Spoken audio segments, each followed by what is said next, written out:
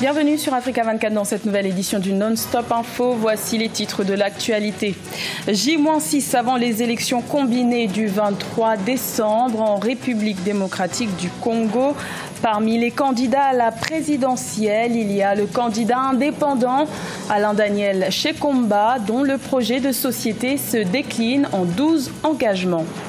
La 6e édition de la convention Youth Connect a réuni plus de 2500 jeunes participants au Rwanda. Un programme pour sensibiliser les jeunes Rwandais expatriés aux valeurs nationales et aux différents programmes de développement qu'offre leur pays d'origine. Et la 6e édition de la Biennale internationale des arts naïfs d'Abidjan-Bina se poursuit jusqu'au 29 décembre en Côte d'Ivoire. L'occasion de découvrir cette forme d'art anticonventionnelle et qui est souvent l'œuvre de peintres autodidactes. La campagne électorale se poursuit en République démocratique du Congo en vue des élections combinées du 23 décembre. Après des ralliements et des désistements, il y a maintenant un peu moins de 20 candidats qui tentent d'accéder à la magistrature suprême. Et parmi eux, il y a Alain Daniel Shekomba, candidat indépendant, dont le projet de société se décline en 12 engagements. Reportage de notre correspondant Jacques Mboka. C'est en termes d'engagement qu'il présente son projet de société pour les 5 prochaines années. 12 engagements qui constituent les grandes lignes de son action. Alain Daniel Shekomba est candidat indépendant à la présidentielle du 23 décembre. S'il est élu, 3 axes sont prioritaires pour ces candidats de 48 ans. La première priorité, c'est le contrôle de l'État, c'est-à-dire la stabilisation de la situation politique et militaire. La deuxième priorité, c'est l'audit général de l'État pour pouvoir évaluer qu'est-ce que nous avons comme ressources en termes de recettes. Et la troisième priorité, c'est le recensement général des Congolais. Parce qu'on ne peut pas bâtir un État si on ne contrôle pas les territoires. Candidat numéro 6 dans cette course pour le fauteuil présidentiel, il fait partie de ceux qui se sont battus sans succès contre la machine à voter. Il justifie son absence sur le terrain pendant les 3 premières semaines de campagne par la recherche de voies et moyens pour contourner les limites de la CENI. Et nous, on n'allait pas, justement, on s'est lancé en campagne sans avoir trouvé des solutions alternatives pour pouvoir contrer cette tricherie qui est déjà organisée. C'est pour ça qu'on a pris du temps à développer des applications comme Tinda PV qui vont permettre aux Congolais de pouvoir s'approprier les PV manuels. Candidat indépendant, Alain Daniel Shekomba n'a pas aligné des candidats à la députation nationale et provinciale. Il réfute ainsi la thèse selon laquelle, pour diriger, il faut avoir une majorité au Parlement. Il affirme que s'il est élu président de la République, tous les députés devront soutenir son projet de société. La nouvelle réforme du système partisan pour la formation de grands blocs politiques se met en place au Bénin après la formation de 2 grands blocs politiques proches de la mouvance présidentielle. Un grand bloc de l'opposition s'est formé le 15 décembre, un rassemblement piloté par le parti Union sociale libérale de Sébastien Adjavon. Reportage de notre correspondant Lefti Ounou. Au Bénin, le parti Union sociale libérale de l'homme d'affaires et politique Sébastien Adjavon a tenu samedi 15 décembre 2018 son congrès extraordinaire de mise en conformité aux dispositions de la nouvelle charte des partis politiques. Le parti a enregistré de nouvelles adhésions de membres fondateurs.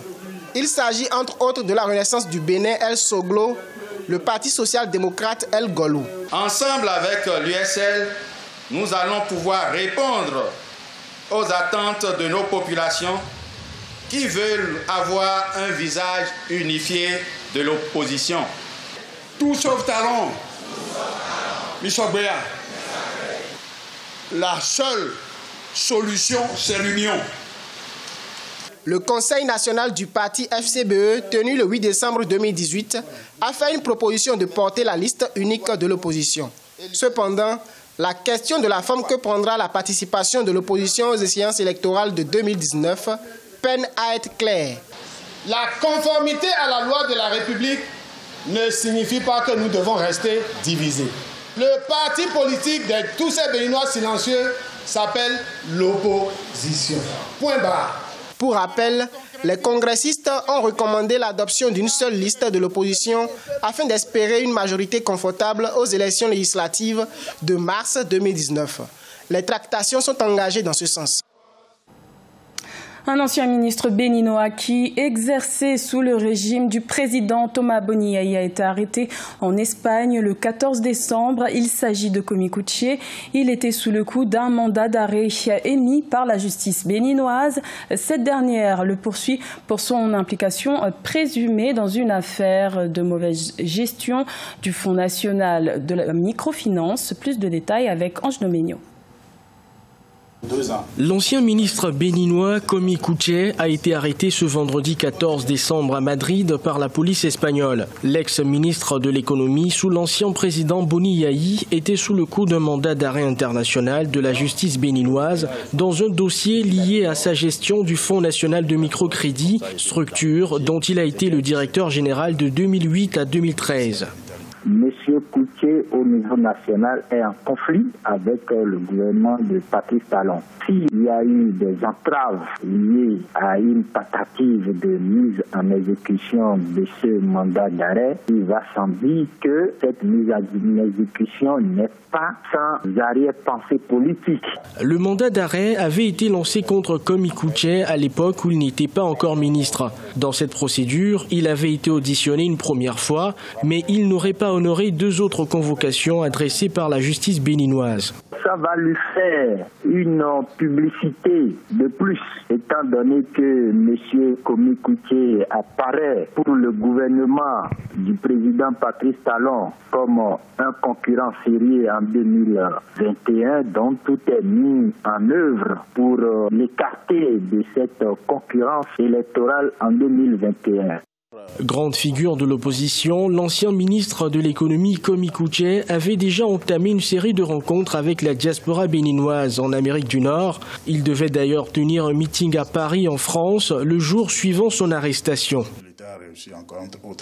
Le Rwanda fait de l'éducation civique des jeunes une priorité. La 6e édition de la convention Youth Connect a réuni plus de 2500 jeunes. Pendant 2 semaines, les jeunes rwandais de la diaspora ont pu découvrir le pays des 1000 collines d'une autre façon et percevoir des perspectives d'avenir. Reportage de notre correspondant Fraternda Keisenga. Ils sont plus de 2500 jeunes rwandais à avoir participé à la 6e édition de la Youth Connect Convention, un programme annuel de discussion entre les jeunes rwandais sur différentes opportunités que leur offre le Rwanda. Ces jeunes ont également l'occasion de rencontrer le président de la République et lui poser des questions sur différentes thématiques. Ce que nous voulons transmettre à tous les Rwandais, surtout vous les jeunes, ce sont des valeurs et un caractère de dignité. Et tout commence dès le jeune âge. Il faut que vous compreniez que vous êtes nos futurs leaders et ainsi, vous devez prendre conscience de la tâche qui vous attend. Ces jeunes viennent de clôturer une formation civique de 2 semaines. Pendant cette formation, ils sont sensibilisés aux valeurs nationales et aux différents programmes de développement du Rwanda. Une occasion de mieux connaître leur pays qu'ils n'avaient pas revu pendant plus de 20 ans pour certains d'entre eux. Je suis hors de mon pays depuis 1994, donc ça fait 24 ans. Alors, une fois, l'invitation de monsieur, son Excellence Paul Kagame s'est présentée au Cameroun pour les jeunes qui veulent aller voir le Rwanda. Alors j'ai dit, mais depuis là, moi, je ne connais pas mon pays, je me reconnais trop mon pays. Et quand on nous a amenés se promener un peu partout, je voyais le beau paysage du Rwanda et je n'arrivais pas à croire que c'est moi qui a un pays qui est si beau comme ça, dont je ne connaissais pas bien avant. L'une des thématiques abordées lors de cette rencontre était l'entrepreneuriat de jeunes au Rwanda. Ceux qui ont présenté les 5 meilleurs projets d'innovation ont bénéficié des prix, incluant des capitaux pour matérialiser leurs idées. La Biennale internationale des arts naïfs d'Abidjan, BINA, se poursuit jusqu'au 29 décembre en Côte d'Ivoire. La 6e édition porte sur le thème « Art naïf et mutation urbaine », une véritable plateforme qui favorise la promotion des jeunes talents et la création locale de cet univers artistique qui possède ses propres codes. Reportage de notre correspondant Oliva Diacotin. Ce sont 300 tableaux de 17 plasticiens venus de 10 pays africains comme le Cameroun, le Burkina Faso et la Côte d'Ivoire qui sont exposés dans la capitale économique ivoirienne dans le cadre de la 6e édition de la Biennale internationale des arts naïfs d'Abidjan. Cette forme d'art peu connue en Afrique ne respecte pas les normes conventionnelles des écoles de beaux-arts et laisse une liberté aux plasticiens. Mon travail, c'est un questionnement sur les notions de transport aujourd'hui en Afrique. Ma perception du monde est de présenter cette précarité du monde que nous avons, de voir des mototaxis surchargés. J'ai vu un tableau sur l'Afrique. Bon, on m'a donné l'explication, c'est comme la renaissance de l'Afrique et les Africains réécrivent l'histoire de l'Afrique qui se relève. Donc c'est ce tableau-là qui m'a beaucoup plu. Pratiqué par des milliers de personnes en Amérique latine, dans certains pays européens et à Haïti, l'art naïf est considéré comme la première forme d'art apparue sur Terre. La Côte d'Ivoire s'efforce depuis 1998 à sa promotion en Afrique à travers une biennale pour une justice sociale sur le continent. Je vois l'Afrique, le continent, qui est plein de richesses, qui est plein de beauté, qui est plein de grâce, qui est pleine de splendeur, qui est pleine d'embonpoint.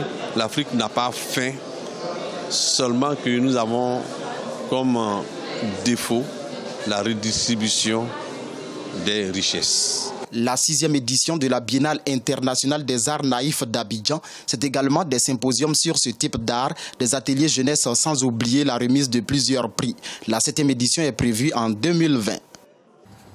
Ce journal a été réalisé par l'ensemble de la rédaction. Merci de votre fidélité. L'information continue sur Africa 24.